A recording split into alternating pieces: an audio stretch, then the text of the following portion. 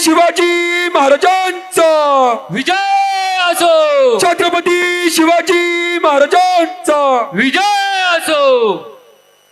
जमलेल्या माझ्या तमाम हिंदू बांधवांनो, भगिनींनो आणि मातांनो, तुम्हाला नमस्कार.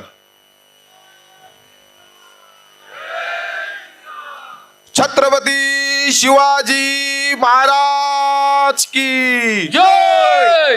छत्रपती शिवाजी महाराज की जय. छत्रपती शिवाजी महाराज की जय. धर्मवीर छत्रपती संभाजी महाराज की जय. जय तू, जय तू, हिंदू राष्ट्र. जय तू, जय तू. हिंदू राष्ट्र. धन्यवाद. आज आपणास या कार्यक्रमाला मार्गदर्शन करण्यासाठी, या संवादात सहभागी होण्यासाठी प्रखर हिंदुत्वनिष्ठ आमदार निलेश राणेसाहेब येणार होते, परंतु त्यांच्या काही मेडिकल इमर्जन्सीमुळे त्यांना या कार्यक्रमाला उपस्थित राहता आलेलं नाही. परंतु आज त्यांच्या ऐवजी बोलण्याची जबाबदारी ज्या अर्थी समितीने आम्हाला दिलेली आहे, त्या अर्थी आमच्याकडनं देखील निलेशजींचं आणि नितेशजींचं कार्य संपूर्ण महाराष्ट्रात जसं जातं तसंच अपेक्षा आमच्याकडनं असावी असा मी स्वतःला समजतो. आजचा हा जो टप्पा आहे, प्रीती राऊत मॅडम, तुम्ही मगाशी सांगितलं की कॉर्पोरेट जिहाद या विषयावरती परिसंवादासाठी आपण उपस्थित आहोत. या परिसंवादामध्ये अतिशय सखोल अभ्यास केलेला आहे. ह्या विषयाचा पूर्णपणे अभ्यासपूर्ण मार्गदर्शन आपल्याला आदरणीय रमेश शिंदे साहेबांच्या मार्गदर्शन आपल्याला ऐकायचंच आहे.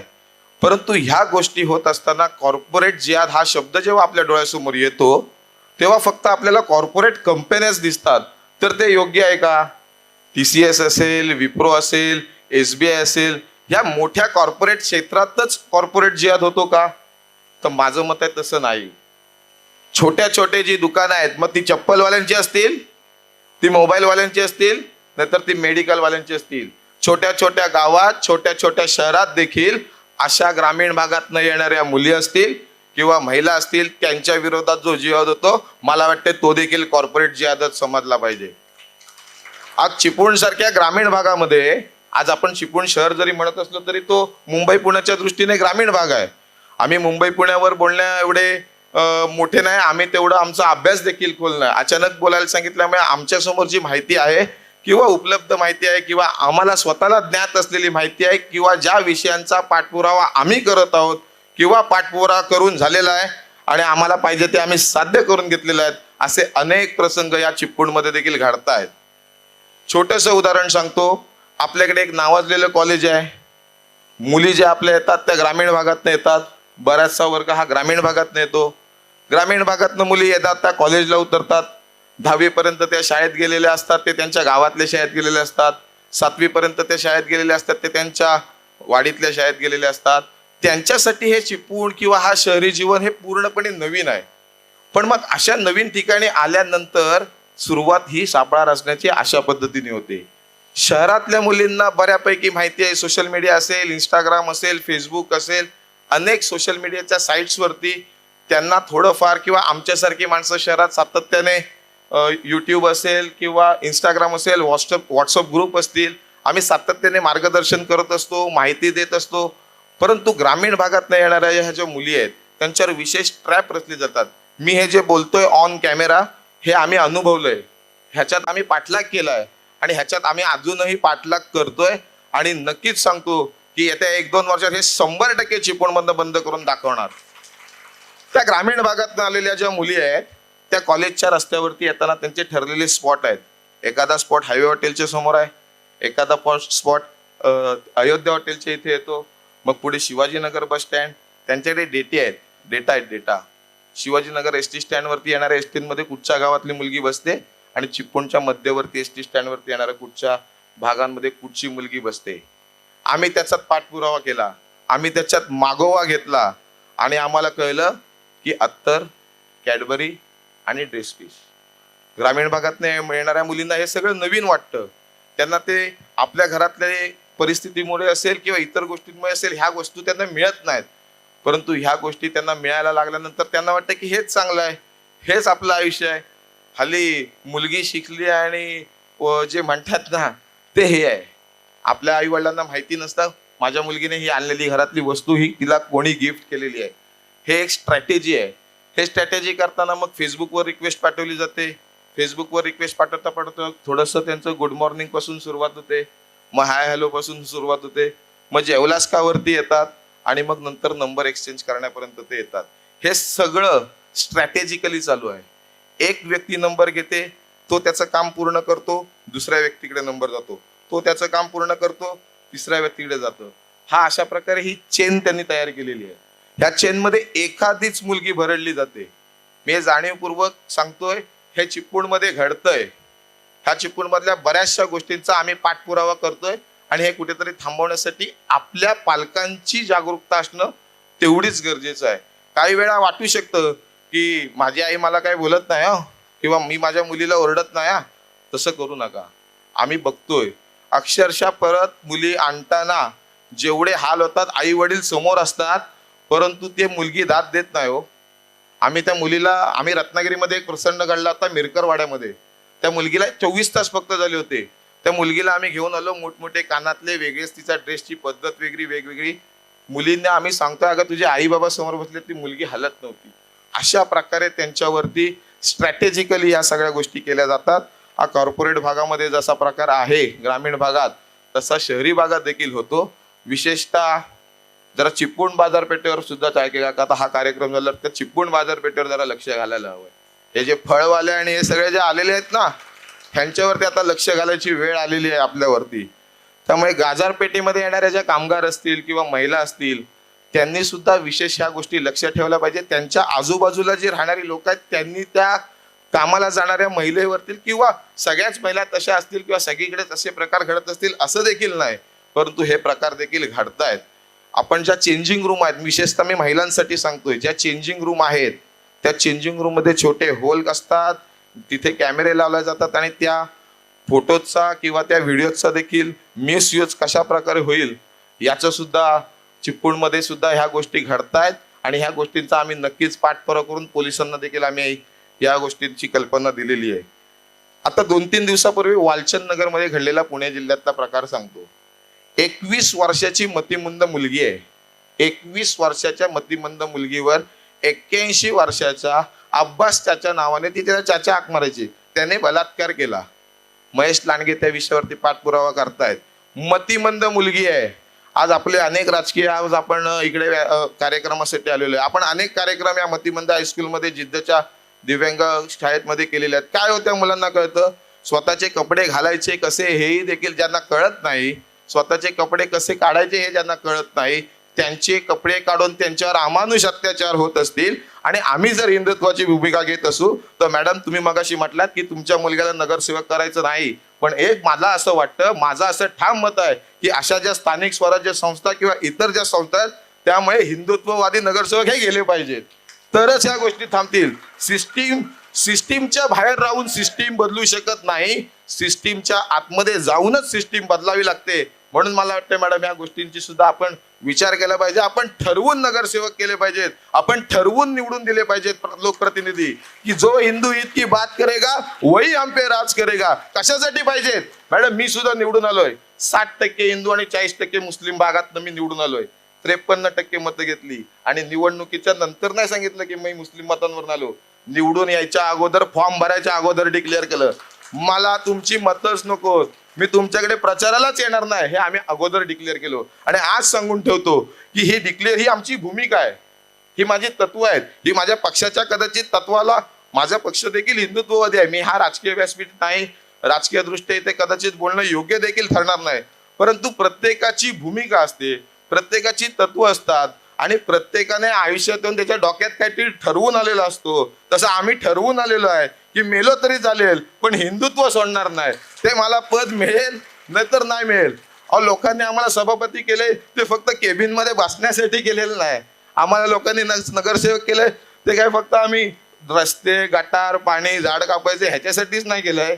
आमच्या लोकप्रतिनिधी आम्हाला ह्यासाठी केलंय की माझ्या मतदारसंघातील असणाऱ्या माझ्या मतदारांना विश्वास पाठला पाहिजे की विकास कामं तर हा करेलच, पण विकास कामं करताना आमच्या नेहमीच्या गरजा देखील हा पूर्ण करेलच. पण हे करत असताना माझा नगरसेवक माझ्या मुलाबाळांची, माझ्या मुलींची, माझ्या मुलींबरोबर त्यांच्या मैत्रिणींची आणि माझ्या कुटुंबाची देखील सुरक्षा सांभाळेल असा नगरसेवक आम्ही निवडून दिलाय, असं माझ्या प्रभागातल्या लोकांचं मत आहे. आणि मला वाटतं की मला ते माझ्यासाठी खूप मोठी गोष्ट आहे की त्यांनी देखील हा विचार करता कुठची जात पात न बघता मला निवडून दिलेला आहे. खरं तर राजकीय व्यासपीठ नसताना ह्या गोष्टी बोलाव्या लागतात, पण सातत्याने या गोष्टी घडतायत. आमचे रवी गोळे भाऊ म्हणून आहेत, सोलापूर जिल्ह्याचे हिंदू राष्ट्र समितीचे ते शहराचे अध्यक्ष आहेत. 8 वर्षाची मुलगी 8वीत असणारी 13 वर्षाची मुलगी अक्कलकोट सारख्या ज्या श्री स्वामी समर्थांचं नाव घेऊन आपण संपूर्ण म्हणजे अनंत कोटी ब्रह्मांड नायक राजाधिराज योगीराज अक्कलकोट निवासी श्री स्वामी समर्थ असं आपण म्हणतो, त्या अक्कलकोट शहरामध्ये देखील आत्ता 4-5 दिवसांपूर्वी एका शाळेत जाणारी म्हणजे त्यांचे जे एक्स्ट्रा क्लासेस जे चालू असतात ना, 8वी 9वी झाल्यानंतर एक्स्ट्रा क्लासेस सुटतील, त्या क्लासेस चालू होते. शाळेचा मेंटेनन्स चालू होता. शाळेचा मेंटेनन्स चालू असताना कलरचं पेंटिंगचं काम होतं. ते पेंटिंगचं काम चालू असताना तिथे ते आता अर्थात हे सगळे AC रिपेअरिंग BC रिपेअरिंग वाले हे सगळे आता आपल्याला ते पण माणसं तयार करायचे टाका. AC रिपेअरिंग वगैरे करणारी सुद्धा शहरात आपली एक टीम असायला पाहिजे, कारण की ही टीम आपली नाही ना, याचाच फायदा आपला घेतला जातोय. ही देखील आपली टीम असायला पाहिजे. ते AC बरं ते पेंटिंग करता करता करता करता त्या मुलगीला त्यांनी तिच्या मैत्रीण, बरं तिची मैत्रीण कुठची असणार आपल्याला माहिती आहे, ती मुस्लिम मुलगी तिच्या मैत्रिणीला घेऊन वॉशरूमला गेली, तिथे बलात्कार झाले आणि ते फोटो लपवून ठेवून तिच्यावरती 2 दिवस 3 दिवस सातत्याने तिला ब्लॅकमेलिंग करत आलं. काय हो, ट्युशनला पण पाठवायचं नाही काय? आणि आम्हाला लोक म्हणतात की हिंदुत्वाची भूमिका घेतो, भविष्य आहे तुम्हाला, आम्हाला नाही भविष्य मिळालं तरी चालेल, पण आम्ही भूमिका सोडणार नाही. कशासाठी आपण सातत्याने गोष्टी करायच्या? जी 21 वर्षाची मतिमंद मुलगीचा वालचंद नगरला प्रकार घडला ना, जो 8वीत असणाऱ्या 13 वर्षाच्या मुलगीचा अक्कलकोटमध्ये प्रकार घडला, तो प्रकार चिपळूणमध्ये घडला, तर आमच्यासारखे घरात बसणार नाहीत. आणि तेव्हा लक्षात ठेवा, ही जी सगळी हिंदुत्ववादी लोक आहेत ना, हीच आपल्यासाठी येणार आहेत. त्यामुळे आपण त्यांच्या मागे उभं राहायला पाहिजे. छत्रपती शिवाजी महाराजांचा विजय असो, धर्मवीर छत्रपती संभाजी महाराजांचा विजय असो. आज आम्ही या सगळ्या गोष्टी करतोय. या सगळ्या गोष्टी आम्ही सातत्याने प्रत्येक गोष्ट, आज दापोली सारख्या हरण्यासारख्या ठिकाणी प्रसंग घडला, आज आम्ही त्या दापोली सारख्या ठिकाणी गेलो. संगमेश्वर मध्ये मागच्या महिन्यात प्रसंग घडला, त्यावेळी गेलो. मागचे 8 दिवस विनोद बुरण आणि आम्हाला तर महिन्यातनं 15 दिवस कामच आहे, रात्र रात्र जागरण करून गाईच्या गाड्या कुठे पळतात त्या पकडणं. ह्या गोष्टी आम्ही कशासाठी करतोय? आम्हाला काय राजकारणात निवडून यायचंय म्हणून आम्ही ह्या गोष्टी करतोय का? ह्या गोष्टींचा आपण नाही केलं तर भविष्यात आता कठीण आहे.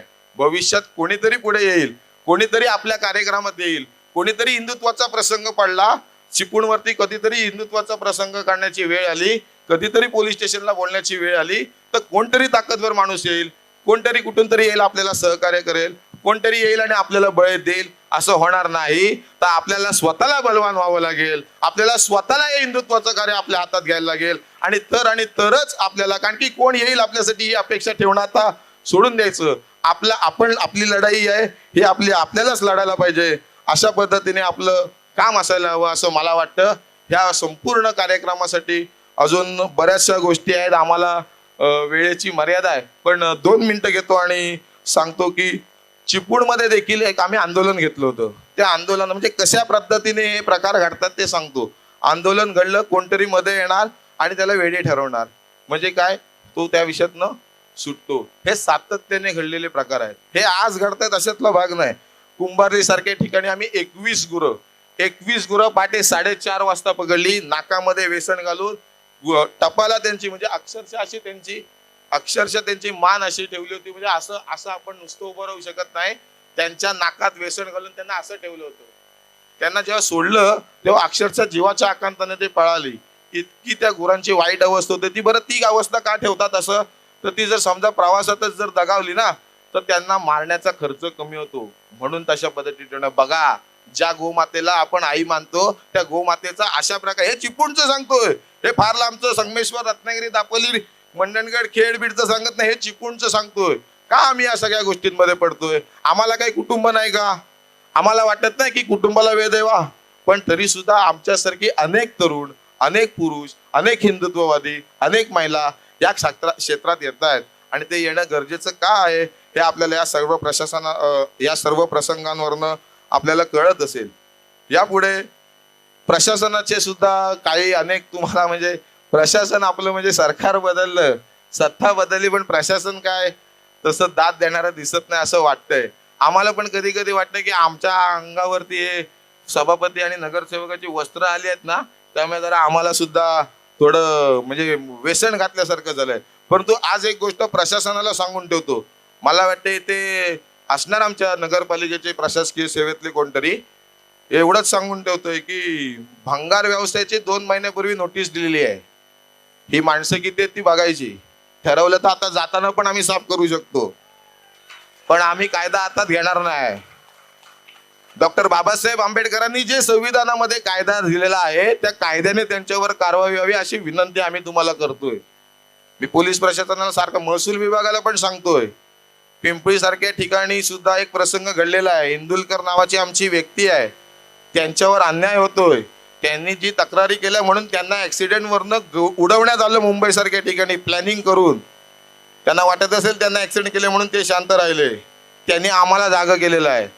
एवढंच सांगून ठेवतो महसूल विभागाला सुद्धा की त्यांना पण 3 महिन्यापूर्वी नोटीस दिलेली आहे. अजून महसूल विभागाने पण त्याच्यावर म्हणावी तशी कारवाई केलेली नाही. आम्ही 1 दिवसीय लाक्षणिक उपोषण केलं होतं, परंतु महसूल विभागाला सुद्धा अजून जरा आचारसंहिता आहे, त्यामुळे थोडी आचारसंहिता झाल्यावर जरा आपल्याला आपलं करायला लागणार आहे सुरुवात जरा आपल्या पद्धतीने. अशा पद्धतीने केलं तरच ते सगळं जाणार आहे. आणि आता पोलिसांमधले असतील कोणतरी सिव्हिल ड्रेसवरती असणार 100%. हिंदुत्ववादी कार्यक्रम म्हणजे असणार 100% असणार 100% असणार ना, अशा वेळी असणार. त्यांना पण सांगून ठेवतो साहेब, आम्ही खूप शांततेत आणि संयमात घेतलेला आहे. माणसं पण खूप कमी आणतो, पण एवढंच सांगतो कायदा आणि सुव्यवस्था पाळण्याची जबाबदारी फक्त मुस्लिमांनी घेतलेली नाही. तो ठेका आम्ही घेतलेला नाही कायदा आणि सुव्यवस्था काढायचा. कायदा आणि सुव्यवस्था आम्ही पण बिघडवू शकतो.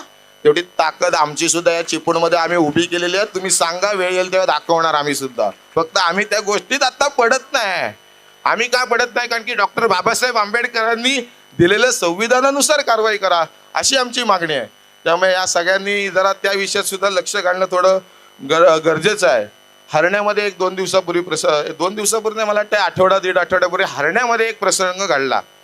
हरण्यामध्ये 2 मुलं हरण्याच्या आपल्या छत्रपती शिवाजी महाराजांच्या पदस्पर्शाने पावन झालेला जो किल्ला आहे त्या किल्ल्यावरती सिगरेट आणि दारू प्यायला बसली होती. म्हणून त्यांना हटकण्यासाठी म्हणून आमची 2 मुलं 2 मुलं आपली हरण्यातली आमची बाजारपेठेतली गेली.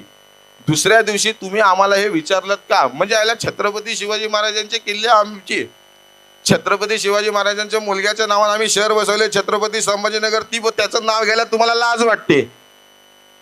त्यांना औरंगाबाद लागला, छत्रपती संभाजीनगर नाव झालेलं आहे. ते छत्रपती संभाजीनगर नाव गेल्यानं लाज वाटते. आणि आमच्या किल्ल्यावरती तुम्ही सिगरेट आणि दारू प्यायला बसणाऱ्या लोकांना हटकता. आणि आमच्या लोकांनी त्यांना हटकलं म्हणून जवळजवळ 20 ते 22 जणांचा कंपू येऊन त्या 2 मुलांना एवढं मारलं. एकाचं जबड्याचं ऑपरेशन आता रत्नागिरीमध्ये चालू आहे. आज त्यांची परिस्थिती नाहीये, त्यांच्या आई वडिलांची परिस्थिती नाहीये. दुसऱ्या मुलग्याला तर डोळ्याचं पूर्ण सुजून गेलं. आम्ही दुसऱ्या दिवशी सकाळी उठून गेलो असतो. आम्ही का जातो हे? आम्ही या सगळ्या प्रसंगांमध्ये जातो. वालचंद नगर असेल, अक्कलकोट असेल, इतर चिपळूणमध्ये घडलेले प्रसंग असतील, कुंभारली घाटात गायींच्या गाड्या पकडायला जायचं असेल, शिरळच्या फाट्यावरती गायीची गाडी भरते म्हणून त्यांचा पाठला काढायला जायचं असेल, मिरजोळी सारख्या ठिकाणी फ्रीजमध्ये ठेवलेलं मटण शोधायला जायचं असेल, ह्या सगळ्या गोष्टी आम्ही कशासाठी करतोय? ह्या आम्ही निवडून येण्यासाठी करत नाही. अरे आम्हाला निवडून येण्यासाठी करायचं असतं तर आम्ही ऑफिसमध्ये बसून लोकांची कामं केली असती. मी आज देखील सांगतोय की राजकारणात येताना सुद्धा प्रत्येकाची भूमिका ठरलेली असते. आमची देखील हिंदुत्वाची भूमिका ठरलेली आहे. आम्ही या सगळ्या गोष्टी आपुलकीने करतोय. ह्या आपल्या चिपळूणकर नागरिकांसाठी करतोय, माझ्या बाजारपेठेतल्या व्यापाऱ्यांसाठी करतोय, माझ्या DBJ कॉलेजला ग्रामीण भागात येणाऱ्या महिलांसाठी करतोय, माझ्या भगिनींसाठी करतोय. त्यांच्या आईवडिलांची परिस्थिती नाही आहे की ते एवढा खर्च करू शकतील आपली मुलगी, म्हणून त्यांची परिस्थिती नाही म्हणून कोणतरी ज्यांच्याकडे जास्त पैसे आहेत, ज्यांचा आईस बापूस दुबईमध्ये आहे म्हणून त्यांनी आमच्या मुली नाचवायचं काम करायचं जमणार नाही. यापुढे आज सांगून ठेवतो, मी जरी राजकारणामध्ये असलो तरी मी माझी भूमिका या अगोदर देखील स्पष्ट केली आहे. मला या अगोदर पण मुस्लिमांची मतांची गरज नव्हती, भविष्यात देखील आम्हाला निवडून येण्यासाठी मुस्लिम मतांची गरज नाही. असेल आणि पडलो तरी चालेल, नाही नगरसेवक होणार, नाही त्याच्यापेक्षा पुढचं मत पडणार, पण माझ्या आई बहिणींकडे जो वाईट नजरेने बघेल, जो आमच्या गायी कापणाऱ्यांचा पाठिंबा देणारा असेल, त्यांची मतच आम्हाला नकोत. अशा प्रकारची आमची भूमिका आहे. ही भूमिका आम्ही कशासाठी घेतोय? या आपल्या चिपळूणकर नागरिकांसाठी घेतोय. कधीतरी असा प्रसंग चिपळूणच्या मुलींच्या बाबतीत घडणार आहे. त्यावेळी आपण जर एकत्र नसलो तर आपल्यावर देखील हे सगळ्यात मोठं संकट असेल असं लक्षात ठेवा. बाबांनो, आपण सगळ्यांनी एकत्र यायची हीच वेळ आलेली आहे. ह्याच्यानंतर वेळ गेलेली संपत चाललेली आहे. पूर्वी चिंचनाक्यात उभं राहिल्यावर नाथपाई चौकाकडे बघितल्यावर 250 ते 300 गुढ्या दिसायच्या. आता गुढीपाडव्याला काय परिस्थिती आहे ते आपण बघतोय. आता जर आपण या विषयात हात घातला नाही, आपण या विषयात लक्ष घातलं नाही तर भविष्य हे आपलं कठीण होऊन जाणार आहे. त्यामुळे आपल्यासारख्या लोकांनी पुढे यायची हीच वेळ आहे. आणि मला वाटतं की आपण जर एकत्र आलो नाही तर भविष्यात देखील अशा पद्धतीने बरेच आक्रमण होणार. आणि अशा वेळी जर पोलीस प्रशासन मदत करत नसेल तर आम्ही पण संयम बाळगतो. पोलीस प्रशासन सांगतं त्यांच्या डोक्यावर परिणाम झालाय, त्या पळून गेल्या, कायदा व सुव्यवस्था राखली पाहिजे, शांततेत सगळ्या गोष्टी करायला हवे. पण अजून पाणी इथं आलंय, इथे यायची आम्ही वाट बघणार नाही. पोलीस प्रशासनाला पण सांगून ठेवतोय, पाणी इथे यायची आम्ही वाट बघणार नाही. हरण्यासारख्या जर 2 मुलं जर जात असतील, सिगरेट दारू पित असतील, त्या मुलांना हिंदू मुलांनी हटकलं म्हणून 20-25 मुलं एकत्र येऊन हरण्यातल्या 2 मुलांना मारत असतील, त्यांच्या आई वडिलांचं डोळ्यातलं पाणी बघितलं, त्या दिवशी ठरवलं चिपळूणमध्ये असं जर कुठच्या आमच्या हिंदू मुलांवर हल्ला झाला तर पोलीस तशात 1 वाराचा खांडोळी करून टाकू तरच त्यांना उत्तर मिळणार. एकाची एकदा खांडोळी केली नाही चिपळूणमध्ये तर परत कोण अशी डेअरिंग करणार आहे आमच्या हिंदू मुलींवर आणि हिंदू मुलांच्याकडे वाईट नजरेने बघण्यासाठी. अरे, ज्या छत्रपती शिवाजी महाराजांनी आपली देवस्थानांचं जीर्णोद्धार जे झाले होते त्या देवस्थानांचे देवींचे मूर्त्या फोडल्या, ज्या आपल्या आया आणि बहिणी नासवण्याचं काम जे अफजल खानाने केलं, ते अफजल खानाला ते असं म्हटले नाही, मी निवेदन देतो, यांना नोटीस द्या, 21 दिवसात तुम्ही काय गुन्हा केला तो सादर करा. आमच्याकडे ही सिस्टीमच नाही.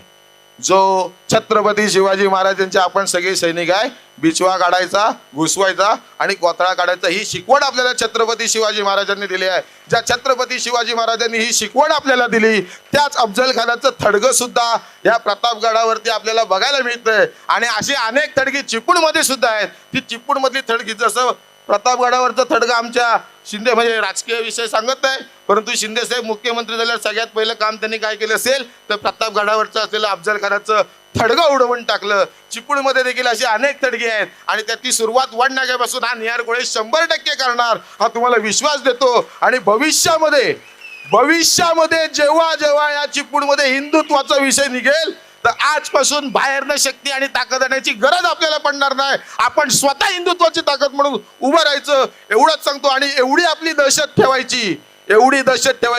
मला माहितीये की दहशतीखाली आपले काही भाग आहेत, शहरातले देखील काही भाग दहशतीखाली आहेत, पण त्यांना सुद्धा आपण कशा पद्धतीने बळ द्यायचं तर सांगून ठेवतो. पूर्वीच्या काही मोगलांकडनं जेव्हा फौजा निघायच्या ना, त्या नर्मदेच्या उत्तरेच्या काठाकडे यायच्या आणि बघत बसायच्या. नर्मदेच्या काठावर मोगलांच्या फौजा आल्यावर आजूबाजूला महाराष्ट्र असेल किंवा दक्षिण भारत असेल त्यातली लोक घाबरायची, अरे बापरे, आता हा हल्ला कुठे होणार आहे. परंतु छत्रपती शिवाजी महाराजांनी जी सुरुवात केली, त्याच्यानंतर छत्रपती संभाजी महाराजांनी आणि त्याच्यानंतर आपल्या संपूर्ण स्वराज्याने असं काम केलं की दक्षिणेतनं फौजा जेव्हा दक्षिण किनाऱ्यावरती नर्मदेकडे जाऊन बघत होत्या, त्या उत्तरेत आणि दिल्लीतल्या लोकांमध्ये धडकी भरत होती की आता हा हल्ला कुठे होणार आहे. आता जर आमच्याकडे ज्या भागात चिपळूणमधले काही जे रोड वगैरे जे आहेत त्या भागातली लोकांनी आमच्या लोकांकडे बघितल्यावर भीती वाटत होती. जेव्हा आम्ही उभे राहू तेव्हा ह्यांना भीती वाटेल की आज हा निहार गोळे किंवा ही हिंदुत्वादी संघटना गोळकोट रोडला येत आहेत का दादर मोहल्ल्यात जात आहेत, हा विचार करण्याची वेळ नक्की आणू, एवढंच सांगतो. आणि आजच्या या कार्यक्रमाला मला जी बोलण्याची संधी दिली ती मी मनापासून आभार व्यक्त करतोय की आमची मनापासूनची भावना होती की हे व्यासपीठ आम्हाला शोधतच होतो, कधी एकदा व्यासपीठ भेटतंय आणि कधी एकदा आम्ही हिंदुत्वाची भूमिका जाहीर करतो. आज सांगून ठेवतो, मी माझ्या आईला आणि माझ्या बायकोला सांगितलेलं आहे की आजपासून आणि यार चिपळूणच्या हिंदुत्वासाठी आहे, एवढंच सांगतो आणि थांबतो. जय हिंद, जय महाराष्ट्र. शिवसेना पक्ष असल्यामुळे आमच्या तोंडात ते आलं. छत्रपती शिवाजी महाराज की जय. जय भवानी, जय शिवाजी. जय जय जय जय जय भवानी, जय जय जय जय जय शिवाजी. जय जय जय जय जय भवानी, जय जय जय जय जय शिवाजी.